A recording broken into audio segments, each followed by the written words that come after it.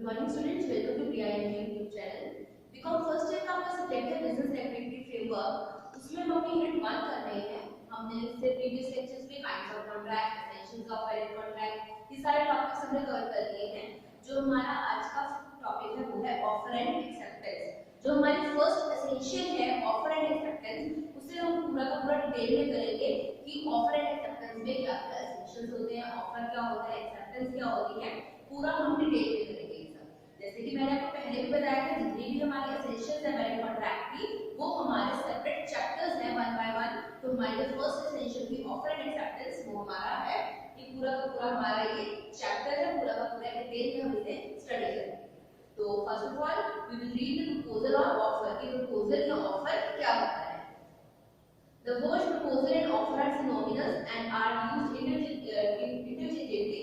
Section 2 subsection A of Indian Contract Act defines the proposal as when one person signifies to another his willingness to do or to abstain from doing anything with a view to obtaining the assent of that other to such act or existence, he is said to make a proposal. It means कोई person किसी काम को करने के लिए या फिर to abstain means उसे ना करने के लिए कोई अपनी willingness जाहिर करता है, और दूसरा person से मतलब with a view to obtaining, और ये उसका व्यू पॉइंट होता है कि वो भी उसकी assent वो गैदर कर लेगा, मतलब वो जो ऑफर कर रहा है, जो प्रपोजल कर रहा है, वो उसे एक्सेप्ट कर लेगा। इस व्यू पॉइंट से अगर कोई पर्सन अपनी विलिंगनेस किसी को शो करे कि वो उसे वो काम करने देगा या नहीं करने देगा, उसे रोकेगा, तो वो हम क्या है कि said to make a proposal. ये कहा जाता है कि वो एक प्रपोजल रख रहा है उसके सामने कि वो ये काम करेगा या नहीं करेगा।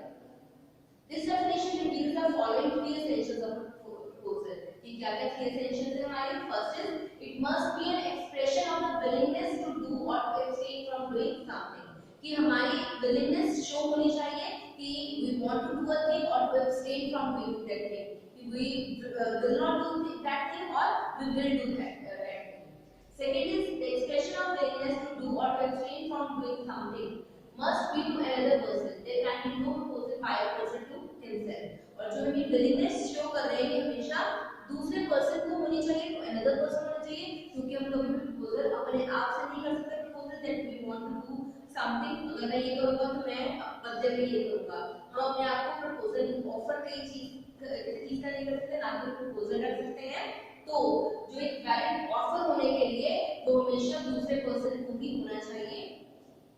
The expression of willingness to do or to abstain from doing something must be made with a view to obtaining the assent of the other person to such act or existence. It means, और जो हम expression अपना show कर रहे हैं उसका जो main M होना चाहिए वो यही होना चाहिए कि हम उसकी assent वहां से ले लेंगे। मींस assent लेंगे या तो उसकी एक्सेप्टेंस लेंगे, तभी हमारा वो एग्रीमेंट आगे बढ़ पाएगा। इसलिए जब भी हम कोई ऑफर कर रहे हैं उसका जो हमारा मेन फोकस होना चाहिए वो होना चाहिए कि हम उसकी एसेट को गेन कर रहे हैं, कि हम ये काम करेंगे या नहीं करेंगे। तुम्हारे लिए ये काम करेंगे या किसी के लिए भी ये काम करेंगे तो उसकी एसेट लेके ही कर रहे हैं। इसलिए एसेंशियल है कि हमेशा एक एक्सप्रेशन ऑफ विलिंगनेस होनी चाहिए, और जो एक्सप्रेशन ऑफ विलिंगनेस है एक पर्सन से दूसरे पर्सन को होनी चाहिए, और तीसरी है हमेशा उसके एसेट लेने के लिए ही जो एक्सप्रेशन है वो होना चाहिए। फिर उसके नेक्स्ट है the person making the proposal और offer is called the promisor और offerer, and the person to whom the offer is made is called the offeree, and the person accepting the offer is called the promisee and acceptors। जिसके जो offer कर रहा है या proposal कर रहा है he is known as the promiser और ऑफरर, और जिसके लिए किया जाता है उसे ऑफरी बोलते हैं, और जो एक्सेप्ट करता है उसे प्रॉमिसी या फिर एक्सेप्टर बोलते हैं। यहाँ पे एग्जांपल दी हुई थी प्रीवियस में कि casual inquiry, do you intend to sell your motorcycle is not a proposal. अगर आप किसी से इंक्वायरी ले रहे हो तो वो प्रपोजल नहीं है। And similarly mayor statement of intention, I will sell my motorcycle if I can get rupees 40,000 for it, और ये मेयर स्टेटमेंट ही है, ये हम किसी को ऑफर नहीं कर रहे तो ये भी हमारा कोई ऑफर नहीं होगा, प्रपोजल नहीं होगा।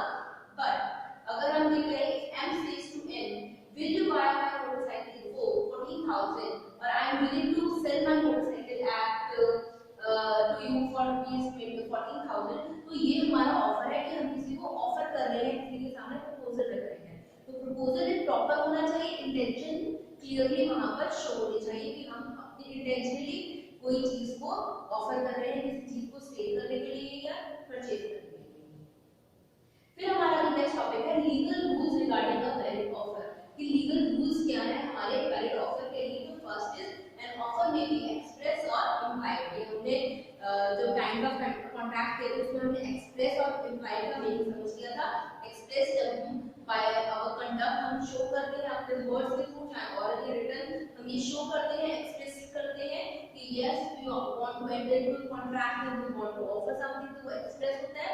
इम्प्लाइड मींस उसका वे ऑफ कंडक्ट इस तरीके से कि हमें उसे देखकर ही समझ में आ रहा है कि ही हैज एक्सेप्टेड और ही हैज ऑफर्ड समथिंग, तो वो इम्प्लाइड होता है। तो इसमें क्या है, an offer may be made either by words और by conduct. An offer which is expressed by words, spoken or written is called an express offer, and the one which is inferred from the conduct of the person or the circumstances of the case is called implied offer. ये express कब होगा, जब वो written form में, oral form में होगा, और जब उसकी conduct से या उसके circumstances से इस तरीके से लग रहा है कि कोई offer कर रहा है, तो वो implied offer होगा। Okay? यहाँ पे एग्जांपल्स दूंगी हम बहुत सारी, तो हम ये कर रहे हैं X writes to Y that he offers to sell his house to him for rupees 80,000. There is an express offer. इसने सब चीजें प्रॉपर्ली मेंशन कर दी है, रिटन फॉर्म में भेजा है कि X से Y को कि he wants to sell his house to him for rupees 80,000. Properly हर चीज एक्सप्रेस की हुई है उसने, तो ये हमारा एक्सप्रेस ऑफर है। और ऐसे ही इम्प्लाइड ऑफर किया है, Delhi transport corporation runs omnibuses on different routes to carry passengers at a scheduled fares. This is an implied offer by DTC. Delhi transport का है, डिफरेंट रूट्स पे डिफरेंट बसेस हैं, यानी ऑफर कर रही है अपनी सर्विसेज की, इम्प्लाइड नहीं अगर चल रही है, यानी नॉर्मल पैसेंजर्स के लिए है। ठीक है, पैसेंजर्स को कैरी करने के लिए फेयर्स वगैरह सब प्रॉपर्ली ऑफर्ड है। अगर कोई उसके ऊपर मतलब कोई ट्रैवल करना चाह रहा है तो यानी वो अपनी विलिंगनेस शो कर रहा है, वो उसे एक्सेप्ट कर रहा है। ऑफर तो डीटीसी ने ही किया है, इम्प्लाइड ऑफर जो है वो डीटीसी के थ्रू ही हुआ है। DTC means Delhi transport corporation, वो उसकी तरफ से ऑफर हुआ है। जब कोई पर्सन उस पर ट्रैवल करने के लिए उसे बोर्ड करता है तो यानी वो उसे एक्सेप्ट कर रहा है। ओके, फिर हमारा सेकंड रूल क्या है, an offer must contemplate to give rise to legal consequences and be capable of creating legal relations. जैसे हमने पहले भी किया था कि जो ऑफर है अपने आप में लीगल रिलेशन मेंटेन करने के लिए कैपेबल होना चाहिए कि वो लीगल रिलेशन को क्रिएट कर सके। If the offer does not intend to give rise to legal consequences, it is not a valid offer in the eye of law. अगर legal relation नहीं create कर रहा तो यानी वो valid offer नहीं है in the eyes of law.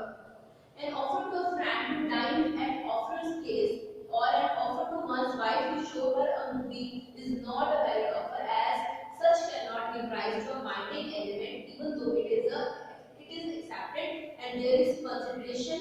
Because in social agreements or domestic arrangements, the presumption is that the parties do not intend legal consequences to follow the breach of agreement. कि अगर आपने किसी की wife को offer किया है कि तुम्हें गो टू वॉच मूवी और उसने भी उसे एक्सेप्ट कर लिया है कि दे विल गो, बट वो उसे फुलफिल नहीं कर पाए, कोई भी नहीं कर पाया, चाहे वाइफ की तरफ से for example X and Y है, एक्स ने वाई को ऑफर किया है कि मैं तुम्हें मूवी दिखाऊंगा तो शाम को चले, अगर वाई आ जाती है और एक्स उसे नहीं दिखाता है या फिर एक्स जाता है और वाई मना कर देती है, चाहे उन्होंने अपनी असेंट दी हुई है, ऑफर हुआ था यहाँ पर भी दोनों ने एक्सेप्ट भी कर लिया है, लेकिन ये कोई लीगल रिलेशन नहीं क्रिएट कर रहे हैं, मेयर डोमेस्टिक और जो हमारे डेली के रिलेशंस है ये वैसे उस अकॉर्डिंगली क्रिएट हो रहे हैं।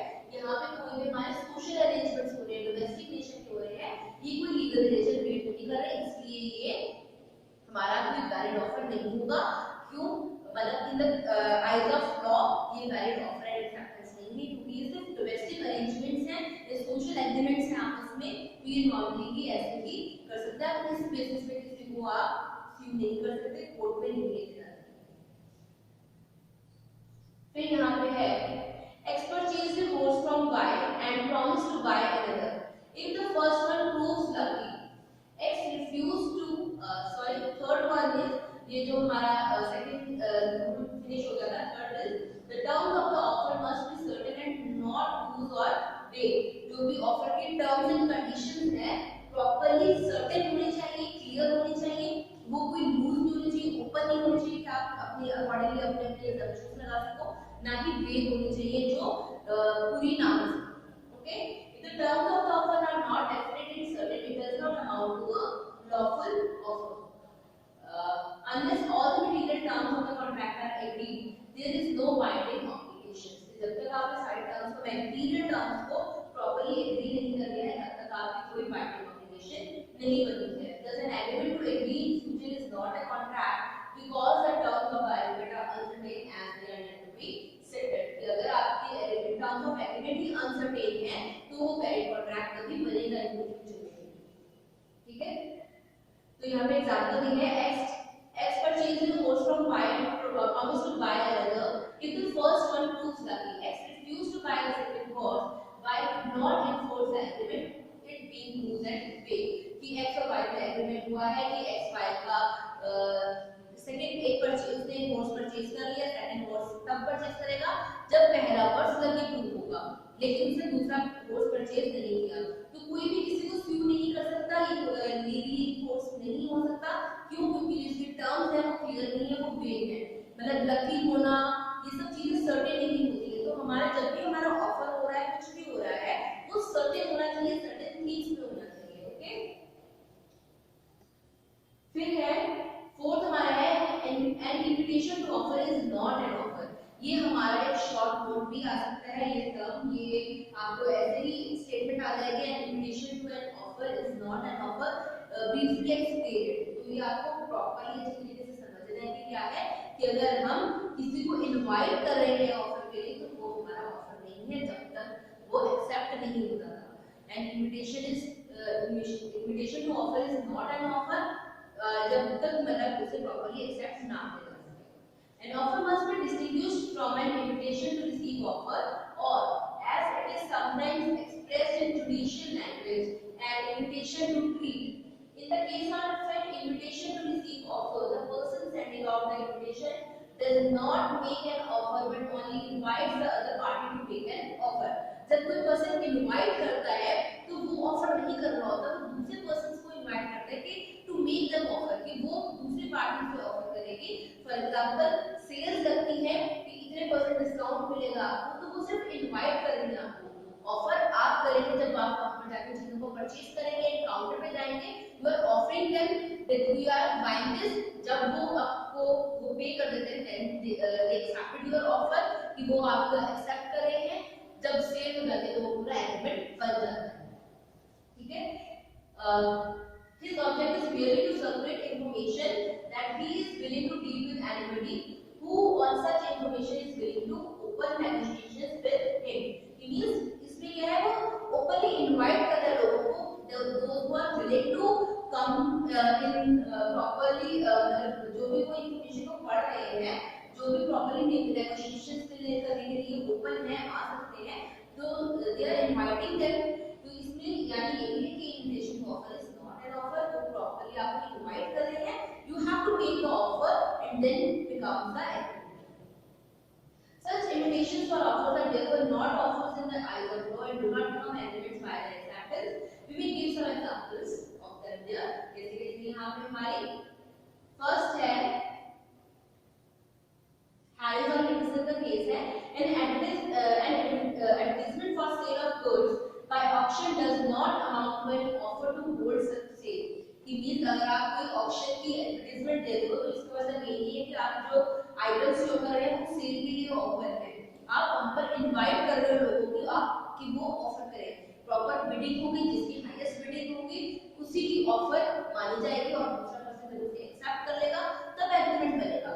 ठीक है, तो इसमें यही है हमारा, it merely invites offer actual bids made at the auction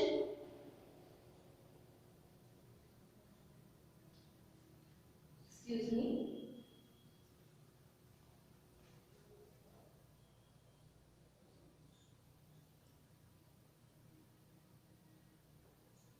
actual bids made at the auction are offers, each higher bid superseding the previous one, and when the hammer falls on the highest bid, there is an acceptance and the contract becomes complete. इसमें यही है कि जब तक hammer fall नहीं होगा तब तक bids चलती रहेंगी, और जब जो न्यू bid होगी हमेशा previous one को डोमिनेट करेगी, जो नया पर्सन बिड कर रहा है वही ऑफर कर रहा है उस टाइम पे।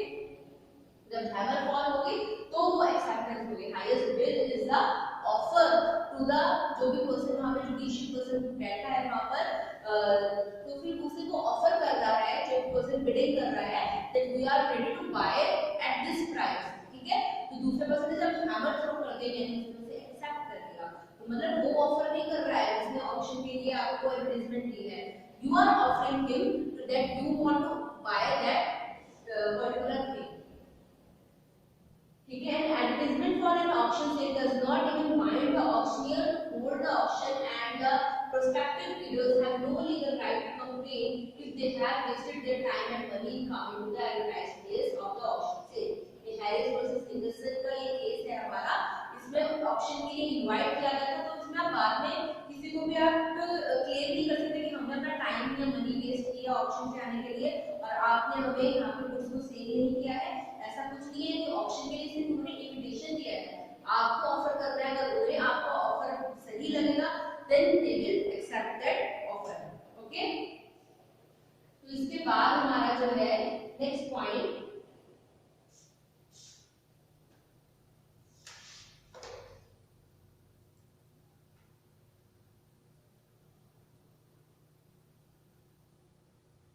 वो है हमारा एन ऑफर में भी स्पेसिफिक और जनरल, की जो हमारा ऑफिसर है ऑफर है वो स्पेसिफिक भी हो सकता है और जनरल भी हो सकता है। स्पेसिफिक मींस जब किसी पर्टिकुलर किसी स्पेसिफिक पर्सन को किया जाता है, एंड जनरल मींस जब पूरी पब्लिक को इकट्ठे किया जाता है। An offer is said to be specific when it is made to a definite person or person. Such an offer can be accepted only by the person or persons to whom it is made। कि specific offer कौन सा होता है, जब किसी particular या specific person को वो ऑफर किया जाता है और अगर उन्हीं के थ्रू ही वो एक्सेप्ट किया जाए तभी वो हमारा प्रॉपर्ली एक्सेप्ट होता है। Thus, when M makes an offer to N to sell his bicycle for P's 200, there is a specific offer and N alone can accept it। अगर M ने N को ऑफर किया तो 200 रुपीस को से bicycle cell करेगा, तो ये ऑफर सिर्फ N ही एक्सेप्ट कर सकता है, वो कोई और नहीं कर सकता।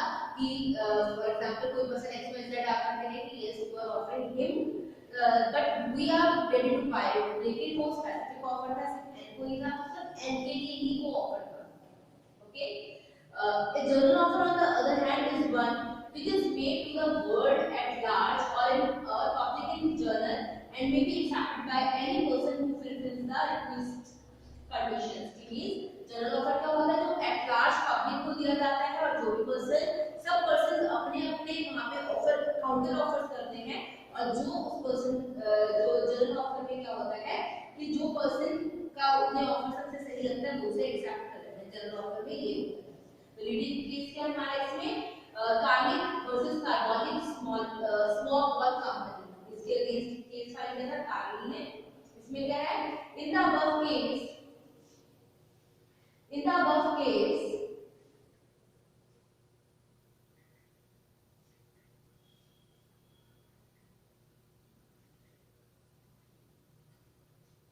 it is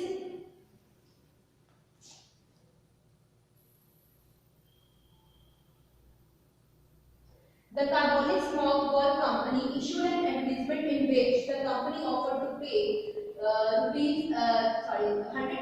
any person who contracts influenza। Means एक कंपनी ने ऑफर किया स्मॉल बॉल कंपनी के वो $100 देगी जिस भी पर्सन को इन्फ्लुएंजा हो जाएगा, अगर उसने स्मॉल बॉल ले ली उसके बाद भी इन्फ्लुएंजा हो जाएगा तो वो उसे $100 देगी, but 3 times daily for 2 weeks according to the printed directions। उसे पूरे डायरेक्शन से फॉलो करनी पड़ेगी, 3 times daily नहीं होगी, 2 weeks continuous लेनी पड़ेगी। Mrs. Carlin on the face of the advertisement what had used was according to the direction, but she nevertheless subsequently suffered from influenza।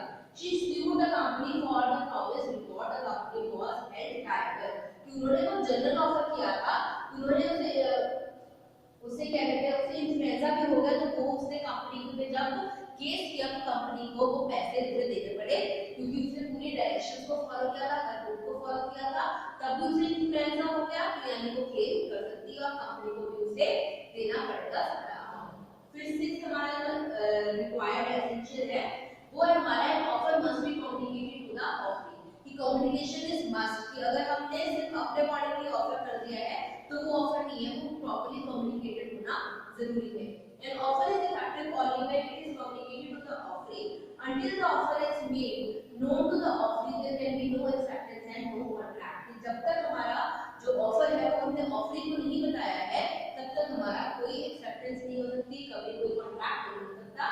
Doing anything in ignorance to the offer can never be treated as its acceptance. जब तक हमें ignorance है, उस चीज की पता ही नहीं है, हमने उस पर्टिकुलर पर्सन को ऑफर ही नहीं किया है और उसने मतलब वो तब तक एक्सेप्टेंस नहीं बन जाएगी।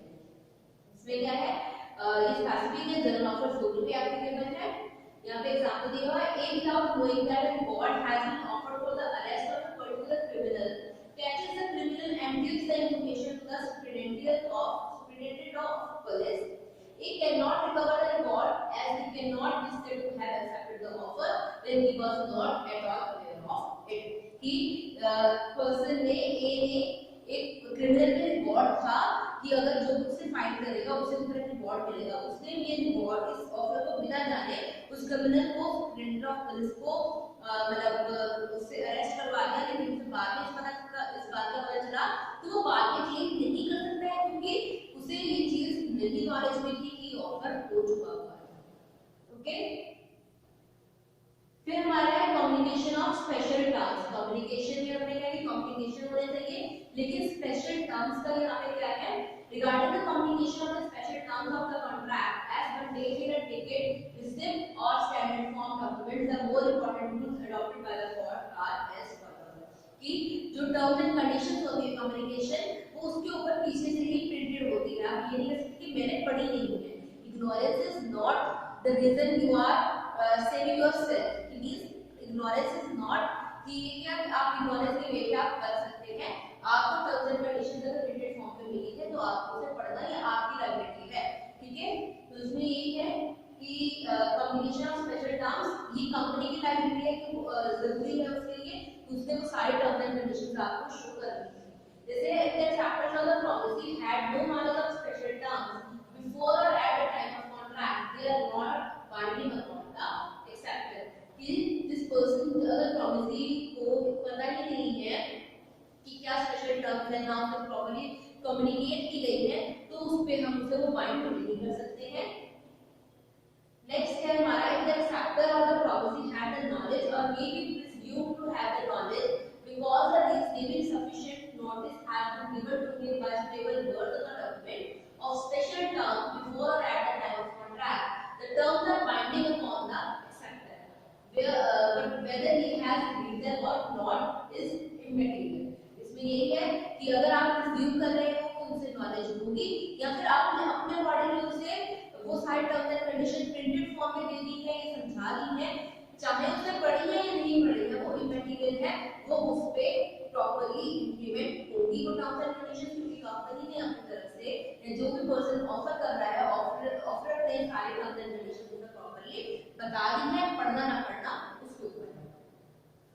फिर ये है इसके अंदर सेवंथ हमारा जो है वो है an offer should not contain a term the non-compliance of which would amount to acceptance। Means कोई ऐसी टर्म नहीं होगी कि अगर आपने मेरे टर्म नहीं मानी तो मुझे रिप्लाई नहीं किया तो मैं उससे एक्सेप्टेंस दूंगा, ऐसा नहीं होना चाहिए, ऐसा कोई रूल नहीं होता है, ठीक है। does an offer cannot say that if acceptance is not communicated up to a certain date the offer would be presumed to have been accepted।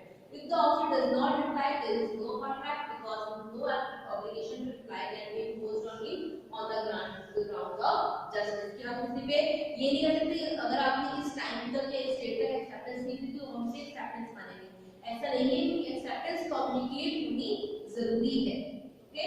तो एट हमारा जो है वो है an offer can be made subject to any terms and conditions. जो offer है उसकी भी टर्म्स एंड कंडीशंस हम उस पे लागू कर सकते हैं, ठीक है।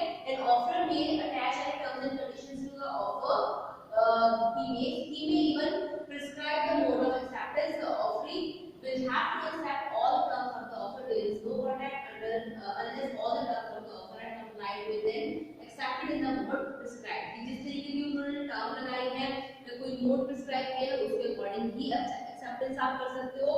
फॉर एग्जांपल अगर किसी ने बोला है कि आप अपनी एक्सेप्टेंस बाय मतलब सिर्फ बाय पोस्ट ही मुझे भेज सकते हो वर्बली आके नहीं बता सकते हो, सिर्फ पोस्ट के थ्रू ही आप अपने एक्सेप्टेंस की चीज की भेज रही है।